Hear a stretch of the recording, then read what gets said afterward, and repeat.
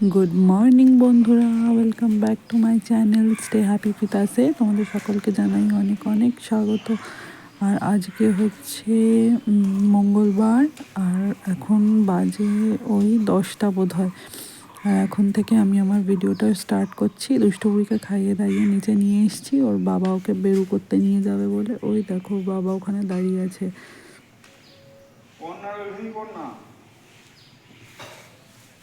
আজকে কত বেলা হয়ে গেছে, এখনো আমার কোনো কাজ হয়নি। আজকে আবার মঙ্গলবার, রান্নারও একটু ঝামেলা আছে। আজকে আমি নিরামিষ খাবো, তো সেই জন্য একটু রান্নারও আজকে একটু ঝামেলা আছে। যা হয় আর কি। চলো দেখতে থাকো পুরো ব্লগটা। ভাত বসিয়ে দিয়েছি, এবারে কুটনোটা কেটে নেবো। এই যে ভাত বসিয়ে দিয়েছি। কুটনো কাটা বলতে ভাবছি একটু নিরামিষ পোস্ত করে নেবো, আর ওর জন্য মাছের ঝাল করে নেবো। ব্যাস তাহলেই হয়ে যাবে, পোস্ত আর মাছের ঝাল দিয়ে ওর খাওয়া হয়ে যাবে, আমি পোস্ত দিয়ে খেয়ে নেবো। আর বেগুন আছে, দেখি যদি পারি একটু বেগুনি করবো। ব্যাস এতটুকুই আজকে রান্না করবো। আর এদিকে দুষ্টুপুরির ঝোল, আর ওদের ঝোল তো আছেই। আলু পোস্ত আর মাছের ঝালটা কেটে নিলে আর ওদের ঝোলটা শুধু পেঁপে কাটবো, ব্যাস হয়ে যাবে। আর একটু দুষ্টু গাজর আর আলু। চলো আলু পোস্তটা কেটে নিই।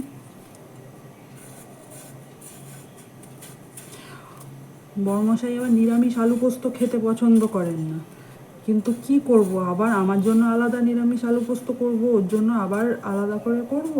একটা দিন ম্যানেজ করে নেওয়াই যায়, কি তাই তো? এক আধ দিন একটু খেয়ে নেওয়াই যায়। একটু ভালো করে করব।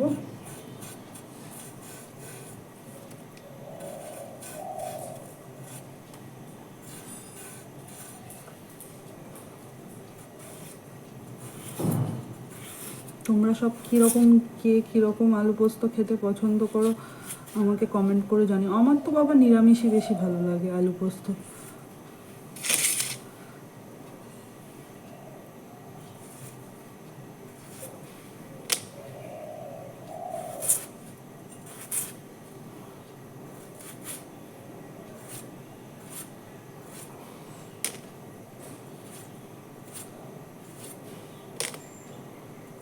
আর ওদিকে মাছ এনেছে সেজো কাকু, মাছটা ধোবো, বাস তাহলেই হবে।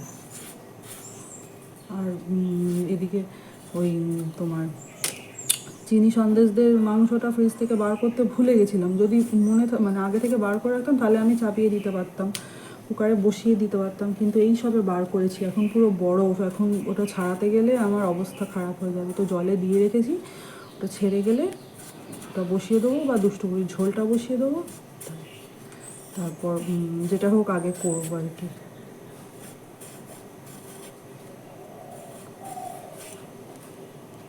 দুষ্টুর ঝোলটা শুধু গাজর দিয়েই করব। বিনসটা না একটু কেমন ছিবড়ে মতো হয়ে থাকে, তো ওকে মুখে দিলে ও মুখ থেকে বার করে দেয়, ওই জন্য বিনসটা আমি দিচ্ছি না। কিন্তু জানি বিনস খাওয়া ভালো, ওর মুখ থেকে বার করে দেয় বলে ভয়তে আমি আর দিই না। কি করে দিলে ভালো হয় আমাকে একটু বলো তো, তোমরা যদি কেউ জেনে থাকো, কারোর যদি এরকম ছোট বেবি থাকে, তারা যদি এরকম বাচ্চাকে বিনস খাওয়াও, কিভাবে খাওয়াও আমাকে একটু জানিও তো প্লিজ।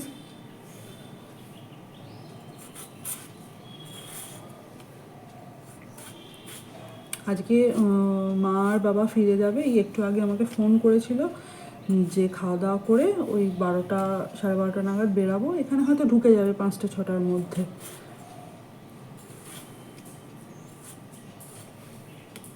ছুটি শেষ।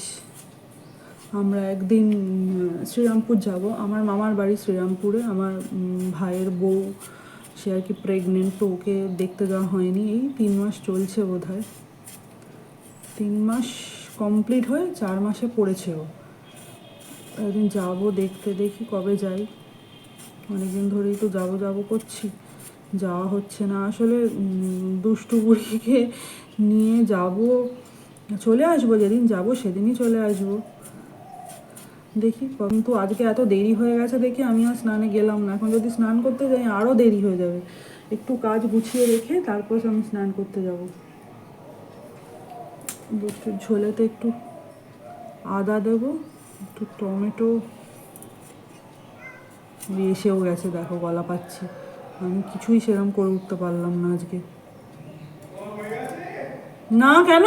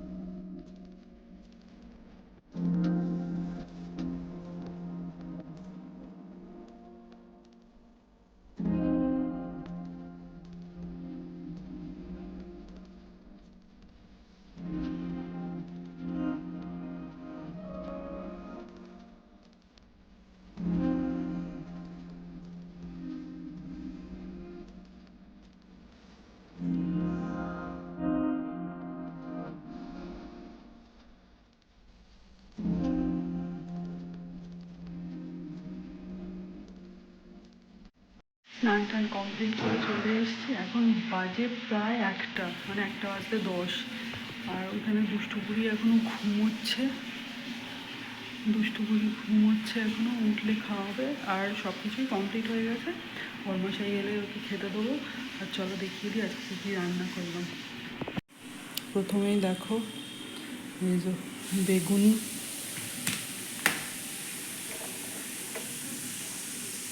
ভাতের ফ্যান রাখতে বলেছিল, ফ্যান।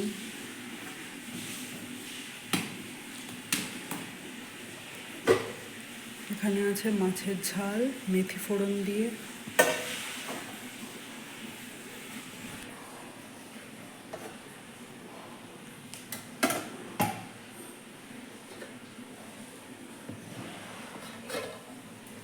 আর এই হচ্ছে নিরামিষ আলু পোস্ত।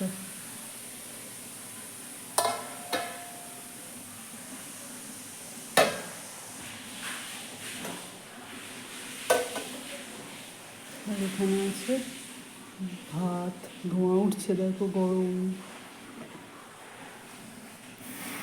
আর এই হচ্ছে দুষ্টুপুরি, পেয়ে যাচ্ছিল, দুষ্টুপুরির ঝোল আর মাছ ভাজা।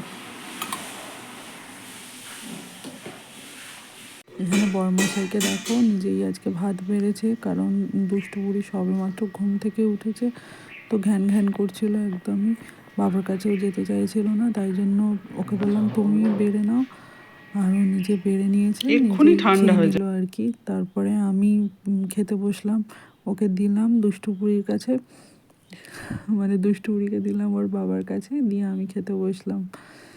দিয়ে ঝটপট চলো আমি খেয়ে নিই এবারে।